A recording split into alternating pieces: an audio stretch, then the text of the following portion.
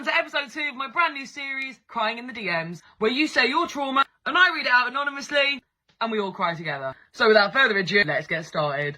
Hi Saz! That's me. I'm still with the guy this is about.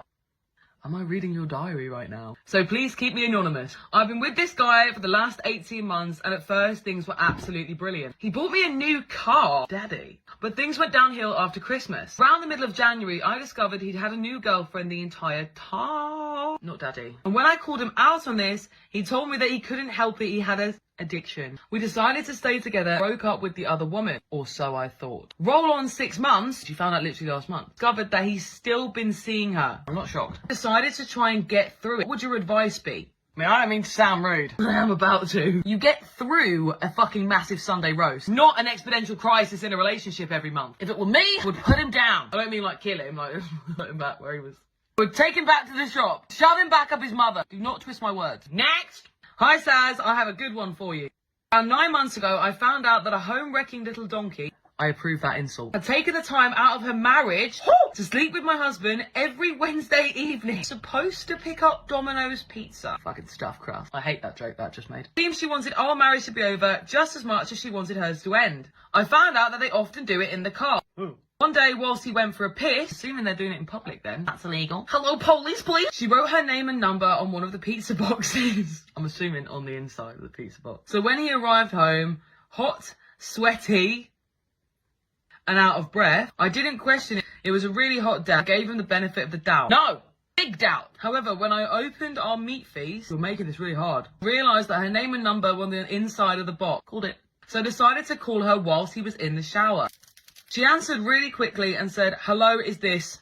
But for some reason I panicked and said no. She asked who it was. I pretended to be a paramedic. Said my husband had been in a very fatal incident. She immediately began crying, let her for a couple of minutes before shouting, ha! Got ya! And then informed her that I knew all about the affair. I would be packing all of his things up and that he will have to come and live with her. She said she'd also had enough of him. What did you do with the pizza box? Why have you not left him? I don't know how I feel. Next. Hi, Sad! Back when I was 18, my first boyfriend led me astray. Happens to the best of us, sweetheart, don't you worry. He told me he was moving away to Lanarkshire, joining the armed forces. I have a story for you after this, it's just reminded me. Wrote to him every day for like 12 months. Before my mum saw his mum in Asda. Asked how he was getting on. His mum was really confused. He'd moved out with his girlfriend.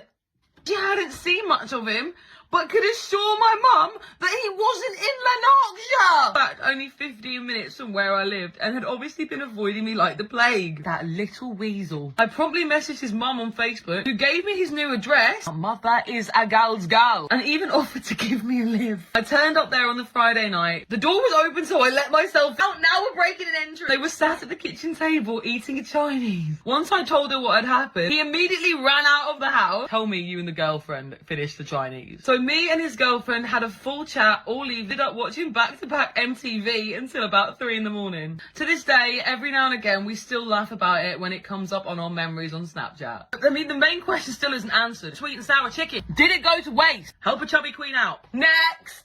I don't know if I'm going to get in trouble for saying this. I will mention no name, not a single one. When I was 18, I dated a guy who pretended to be a fucking Marine. I mean, just said he was in cadet camp. Told me he was on mission. Fucking missions! Missions! And I believed it. And I didn't question his secret mission for about 6 months. I realised his secret mission was missionary with another woman. Stayed at my house on the Friday night, had a good little giggle with my little sister, showed me that I was saved as the one in his phone, and then got a super urgent call that he had to answer in the garden. Like, what's going on, babe? What's going on? I won't be able to stay the whole weekend. I'm going to have to go tomorrow. What's going on? Sorry, you know I can't tell you. I even asked. He's got another fucking secret mission. He even brought a huge rucksack, canisters, emergency food, pills to disinfect water. The man had gone all out. At any point he could be called for a secret mission, which obviously now he had been. 2 weeks roll on, he hasn't rang me once, but I've left him a million voicemail.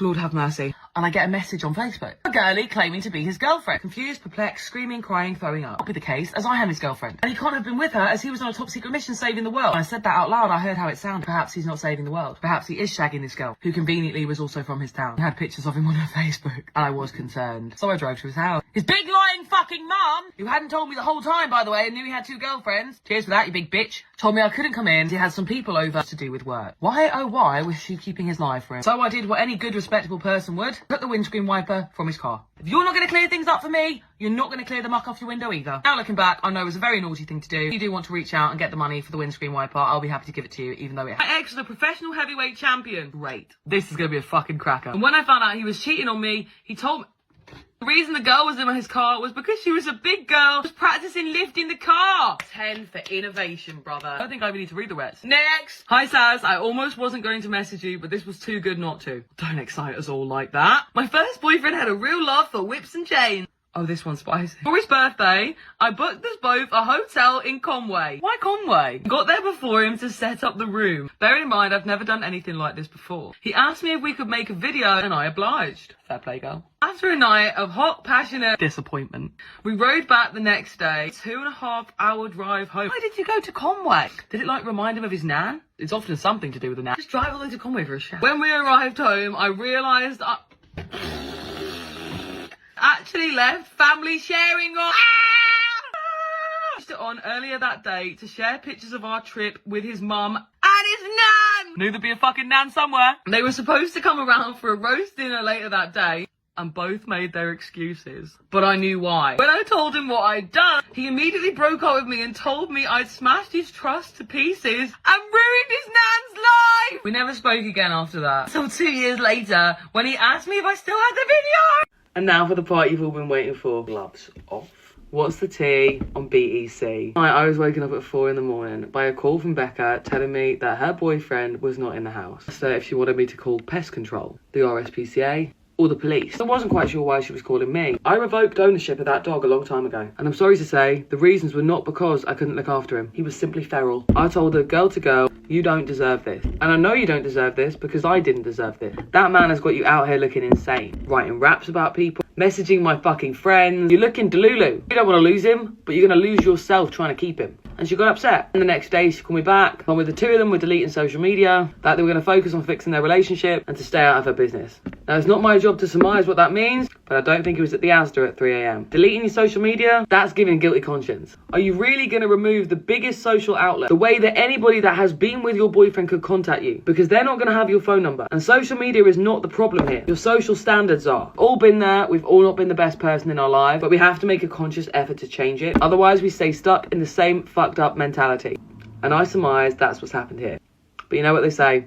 Actually, I don't give a fuck what they say, because that's none of my business. When you're done letting him hang out the back of you can come and hang out with me instead. Door's always open. I know what these boys are like. Thanks for watching this episode of Crying in the DMs, and if you like this content, don't forget to like, share, comment and follow.